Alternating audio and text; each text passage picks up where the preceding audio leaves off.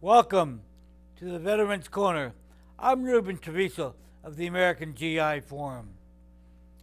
I want to wish a happy birthday, a little late, to all the Marines. The birthday of the Marine Corps was on November the 10th. Also, to all veterans, I wish you a happy Veterans Day. Welcome home, and please be proud of your service and walk with dignity. The American public must understand that it's not just a thank you that veterans need or want. They want someone to welcome them home. That's why veterans greet each other with welcome home. The reason for that is in recognizing their service and what they have done. It's a sense of dignity. And that's all you got to do. The reason I'm talking about dignity and respect is because 25 veterans every day commit suicide. And you can help prevent that. How do you do it? By greeting people with welcome home and providing the dignity and respect that they so much have earned. And it's the American public. At the VA hospital in West Los Angeles, when I was there, in between Thanksgiving, Veterans Day, and New Year, 8 veterans committed suicide. Part of that was because of the shortage of funding for that hospital. So it's not just money. It's not just money that people need in the VA system to improve quality, but they need more doctors, more nurses, more administrative staff. And in certain hospitals, you have to bring in a sense of respect and care for the veteran that you're servicing. And that's how you fix the system. You have to understand each veteran's hospital is independent and is managed by a director. And that director operates very similar to that of a governor. And it's in this kind of quasi entity that you can provide services and help. Because if you talk to the director of a hospital and they listen to you, then you can prevent those suicides from happening in that hospital. How does a hospital not have enough staff or not correct management to allow so many people to commit suicide? It's because it's the heart of the individual. It's the heart of the administrator. It's the heart of the manager and the director. It's from the heart comes the care for the veterans community. Today we have 2.5 million veterans returning home. In California, we have 1/3 of the entire Marine Corps. 1/3 of the entire Marine Corps is in California. And many of them want to stay in Los Angeles because of the weather, the employment, the care and warmth that they get from those communities. There are 86,000 Marines at Camp Pendleton. 86,000 Marines in one base. And they've got Marines scattered throughout the entire state in various compounds. Fort Irwin, Mojave Desert, Death Valley. So, in fact, Marines are saturated. In fact, 16% of the Marine Corps is Latino. One interesting fact is that percentage-wise, there are 14% of the Marine Corps women are Latina. 14%. And in numbers, that's more than the Marine males in the Marine Corps. So you're looking at something a unique feature that's happening in the Marine Corps recruitment. Maybe it's because they understand and their women are better able to pass the exams, to pass the test, and to become officers and find opportunity in the Marine Corps. Yet, there are many other services that are providing public affairs liaisons into the bilingual community, into the Spanish speaking community, because they realize that this growing community is the basis and the foundation for their future. As well as in the voting process, there are 55 million Latinos in this country. They're young, becoming of age, reaching 18, and able to vote. In speaking to the director of the Southwest Voter Registration Drive, sitting down with him and we talked, and he explained to me that every year, 1 million Latinos reach the age of 18. So this growing large group of young men and women can vote, are able to vote, and they're also able to enter the armed forces, the armed services. And so maybe that's why many of these services are getting public affairs, bilingual individuals, not just to recruit, but to help the communities understand what services provide in terms of education, opportunities. In fact, in talking to some of the younger men coming back and forth, they explained to me that they have a steady job, steady paycheck, they're eating on a regular basis, and getting clothes on a regular basis. They're also finding opportunities around the world where they serve. Everyone doesn't serve in an infantry or a grunt unit. There are many supportive systems. In fact, for every infantryman, for every person out in the infantry on patrol, they have to have 9 or 10 individuals as support systems for them. So many of the veterans returning home today are support systems. But in Iraq and Afghanistan, even if you're in the support systems, you're encountering rockets, ambushes, tension. In fact, in speaking to some judges that had been in the service in the armed forces, and they had served in Germany, at the young age of 18, they were sent to a foreign country to learn a new language, to learn a new culture, and to become part of the fabric of that country. So, no matter where you serve, no matter in what group you serve, there's still a major change in your life system. And that's why we ask you to support them, respect them, give them the dignity that they so rightly deserve, and allow them to come home, welcome home, and to continue into their lives. In discussing the issues with various corporations and mayors and legislatures in the Senate, it's a job that's really the most critical part for a veteran. How do you transfer their skills, their abilities into a job? Well, I'll tell you. No matter how you served, no matter where you served, somewhere along the lines, you had to have someone working for you. You had to have someone under you. You had to have someone that you were supervising. Well, the skills that you developed as a leader, as a supervisor, that is management skills. Those are management abilities. You know how to work with people.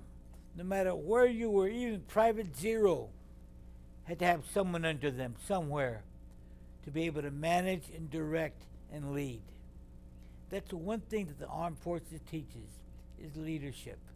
No matter where you're at, no matter how you served, no matter what you did, you learned how to lead. Leadership. You also learn discipline. That's what these veterans coming home are like. That's what they have. That's what they bring to the labor market.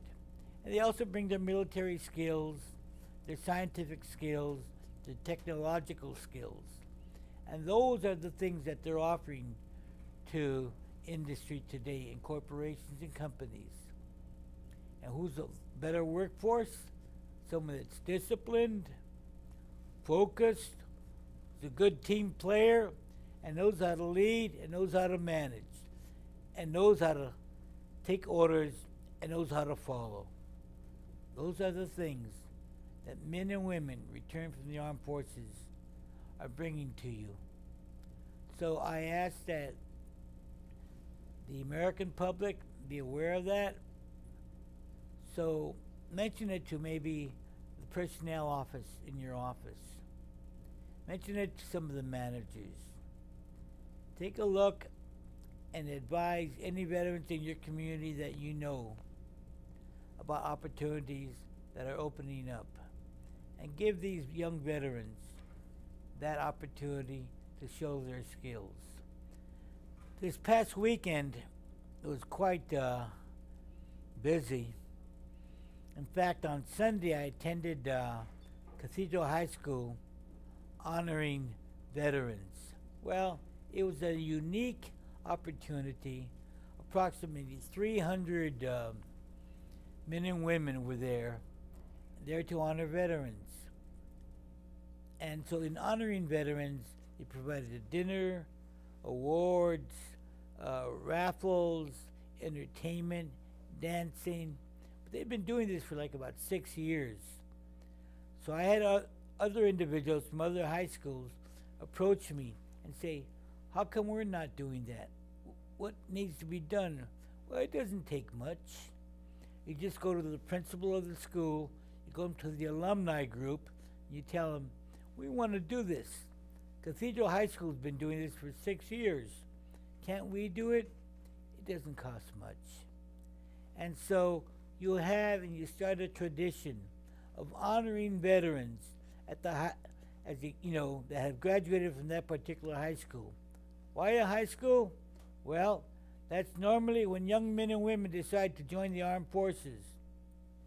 They finish their high school, they may do a little college, and then they decide, well, I need a little bit more structure. And so you give them that structure, you give them those opportunities. But then when they return, let them come back to something that they're familiar with, something that they know, something that they love. They always loved their high school and the friends that they made there. Those same friends that enable them to grow and develop and go to college together, even go to graduate school together. And that's why starting at the high school is a great idea, because it begins a tradition of welcoming home. Something that I've seen over the years is it doesn't take much. It just takes a thank you. It takes a thank you and a welcoming home. Welcome home. You have to provide individuals that return from the armed forces the dignity that they so rightly deserve. Give them a little bit of dignity, a little bit of respect. You have to understand what they've just been through. And so you allow them that opportunity to maybe talk about what they did, how they managed people, how they supervised, and what they learned. I tell people the greatest thing or benefit you can do for someone is just to listen. It doesn't take much to listen. All you have to do is sit there and listen to when they talk and let them share some ideas. It shouldn't have to be that at the end of their lives, like I'm seeing with a lot of Second World War veterans, at the end of their lives, when they're late 80s and 90 years old, then that's when they start talking and feel comfortable to talk about their military experience. Well, somehow through the years they've held it inside and never shared it. But all you have to do is listen. It doesn't take much. Just sit there and listen. And if they feel comfortable with you, they will talk and they'll share their stories. They'll share their stories with you. And in so doing, you bring the solidarity and things that veterans have, camaraderie. Be included in the camaraderie that they share with their fellow veterans. Because that's where you, the family, belong. You belong in the intricate, sincere enclave and support of sharing words of encouragement, words of support. And if we do that, then we stop the 25 veterans committing suicide every day. I'm determined to stop it. I really am. And as I talk to doctors and therapists and people in the psychological field, they always tell me you can't cure PTSD. Well, I've seen it cured. Within the first year of their return, if they have post-traumatic stress disorder, if in the first year they are treated and taken care of, then you will stop the onslaught of post-traumatic stress disorder. Then you will curtail them committing suicide. Then you will stop the alcoholism. Then you will stop the drug usage. Then you will stop every negative aspect of post-traumatic stress disorder. And what are the signs of PTSD? Well, at a play this past week, which I attended, there's therapists. And as they're explaining, it's not the veteran that acknowledges or says that they have post-traumatic stress disorder, but quite often it's the girlfriend or the wife. It's the girlfriend or the wife that says there's something wrong with you. There's something you have to check out. Well, if so, take them to a veterans hospital, a veterans clinic. Take them to see and talk to other veteran friends. And as for the claims, the benefits that they'll so rightly deserve, there are particular packages that can be provided by certain groups that show you the process of managing and taking care of the long, supposedly obstacle-ridden road to a benefit or to entitlements that you so rightly deserve.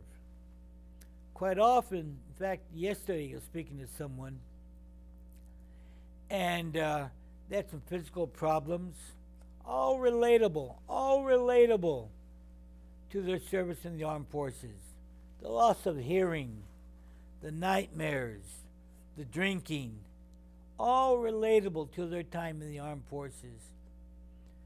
America is very good at training and preparing young men and women for the military. They're very good at preparing them for sending them out into armed conflict. But what America lacks is the returning resources and the returning care and respect and dignity that they so rightly deserve when they come home. And you are the ones that enable them to begin the process of healing. You, at the home level, that's where it begins.